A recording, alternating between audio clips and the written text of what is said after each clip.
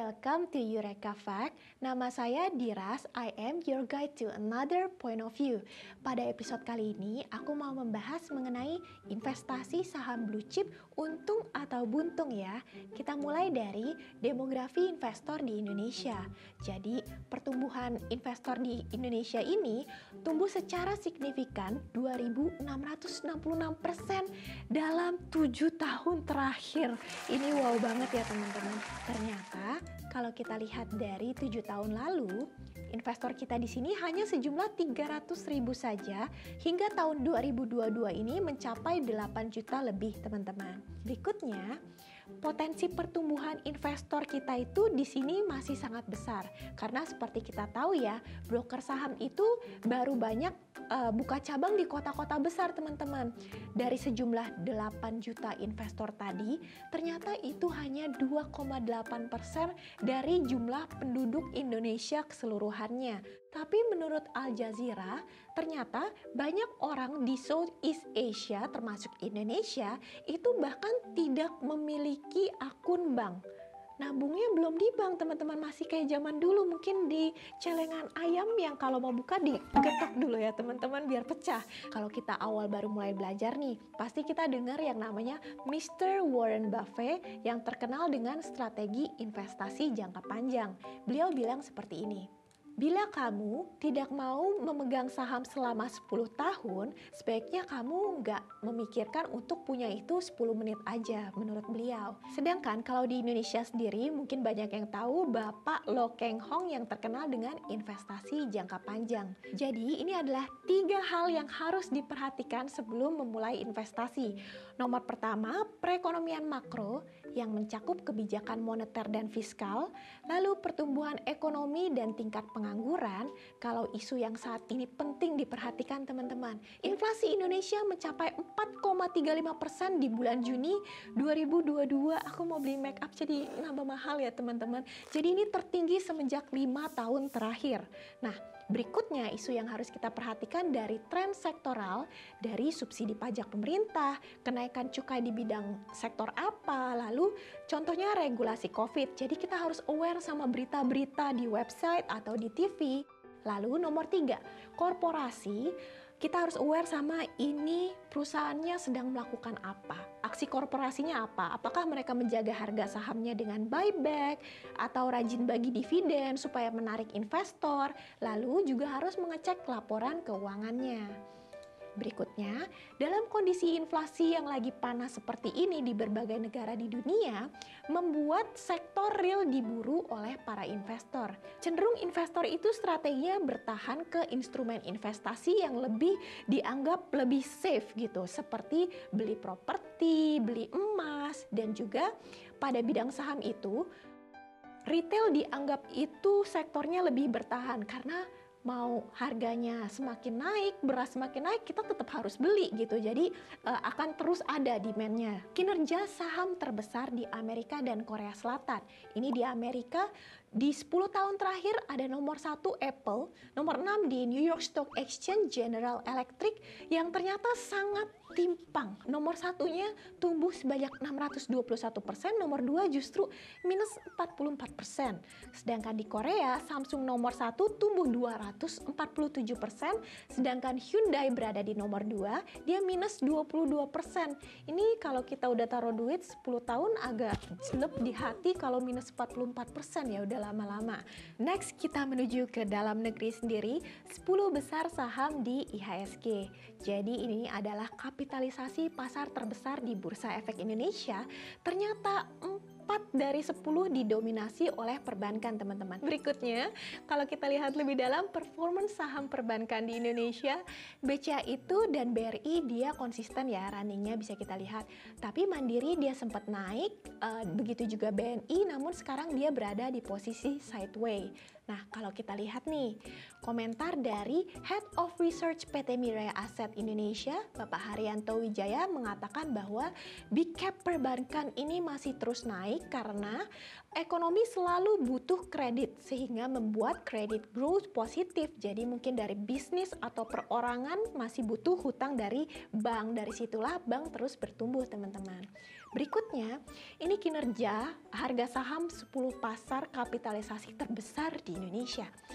Jadi kita bisa lihat di sini ini pendatang baru di posisi nomor 4 langsung ada Goto, lalu Arto dan EMTK ini juga baru teman-teman. Jadi ketiga saham baru ini berhasil mendepak Gudang Garam, Sampurna dan juga Unilever teman-teman. Dari 10 saham ini ternyata kita lihat ada yang menarik nih teman-teman. Astra International ini kan sudah konsisten berada di market cap 10 tahun terakhir, tapi ternyata performance-nya masih minus 2,9% teman-teman. Nah kalau kita lihat performance saham ini sangat besar sekali loh. BCA bisa tumbuh 400%, kemudian disusul BRI 254%. Jadi dari segitu besarnya potensi bertumbuh saham-saham ini, jadi cocok teman-teman untuk dijadikan sebagai warisan dan mahar. Kita lihat diberi warisan saham, putri miliarder Cina ini mendadak kaya raya. Uya Chun, salah satu wanita terkaya di dunia, telah menyerahkan 44% saham perusahaan Longfor Group Holdings kepada putrinya, Chai Xinyi. Ini adalah saham di Cina, teman-teman.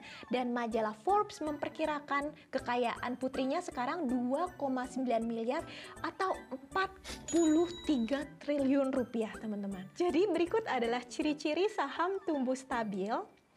Kesamaan karakternya itu seperti apa sih pemimpin pasar ini? Ada BCA di Indonesia, di Amerika Serikat itu ada Apple dan Samsung di Korea Selatan. Nomor 1, ini mereka merek terkenal yang sudah diketahui semua orang. Nomor 2, mereka merupakan penguasa market share di sektornya. Nomor 3, manajemen menjaga harga sahamnya dengan melakukan buyback atau mungkin bagi dividen supaya lebih menarik buat para investor. Nomor 4, revenue-nya stabil secara historikal dan cukup konsisten. Waktunya tuh lama, paling nggak 7 tahun lebih teman-teman. Lalu, nilai price earning ratio dan price book value-nya premium. Ini dia kesamaan dari 3 saham ini. Kalau kita lihat lebih dalam lagi nih, ini adalah 3 saham perbankan yang konsisten berada di top 10 market cap. Si tahan banting BCA dan Mandiri, dan BRI yang jago rebound. Nomor 1 BCA cuma turun sedikit saja net income-nya saat COVID dari 28,5 jadi 27,1. BRI ini dalam teman-teman turunnya. Dari 34,3 turun sebanyak 54% ke 18,6 triliun. Tapi kita lihat di tahun 2021 dia mantul tinggi banget ke 31 triliun. Begitu juga dengan Mandiri yang turun anjlok jauh dari 27 menuju 17, kemudian ketika rebound justru melampaui tahun 2019. Ini benar-benar tahan banting gak ya teman-teman, mereka bisa dikatakan seperti itu. Tentunya performance mereka tidak terlepas dari dukungan pemerintah. Jadi pemerintah terus-menerus menyalurkan stimulus spend 370 triliun rupiah untuk disalurkan sebagai kredit-kredit kepada masyarakat dan juga bisnis kecil. Lalu berikutnya, ini adalah 3 saham yang tersingkir dari top 10 market cap Indonesia. Ada Unilever dan Sampurna, lalu nomor 3 ada Gudang Garam. Tiga-tiganya sama-sama konsisten tapi turunnya bukan naiknya. Dilihat dari net income-nya, kalau Unilever dan HMSP turun semenjak 2018, sedangkan Gudang Garam turun sejak 2019. Kalau Unilever, kendalanya sendiri itu berada di kompetitor, teman-teman. Jadi, banyak sekali e-commerce yang menjual produk import dari luar negeri dengan harga yang bersaing. Itu dia salah satu kendala dari Unilever. Lalu, kalau Gudang Garam dan Sampurna, karena cukai yang terus dinaikkan oleh pemerintah, yang tentunya menggerus net income dari kedua saham tembakau tersebut. Nah, dari tadi itu kita sudah bahas isu-isu apa yang harus diperhatikan dan juga fundamental. Jadi, kesimpulannya bagaimana nih di Rasya? Nomor 1, 10 saham dengan market cap yang terbesar ternyata nggak selalu konsisten performanya, bahkan bisa terdepak dari top 10. Jadi nomor 2, investasi jangka panjang harus tetap memantau isu terkait. Nggak bisa habis beli terus ya udah ditutup, nggak pernah dibuka, itu nggak bisa ya teman-teman. Nomor 3, tidak ada hasil instan tanpa usaha konsisten. Berikutnya, perhatikan isu seperti makroekonomi, isu sektoral, dan juga korporasi. Buat kita tahu duluan tentang isu ini, kita bisa mengantisipasi kerugian yang akan terjadi atau justru mulai mengincar saham-saham yang berpotensi positif nih akan profit. Nah, nomor 5, saham yang konsisten tumbuh jangka panjang bercirikan sebagai berikut. Ini harus dicatat. 1, emiten market leader. Nomor 2, memiliki pricing power karena dia sudah terkenal tadi, dia bisa menaikkan harganya.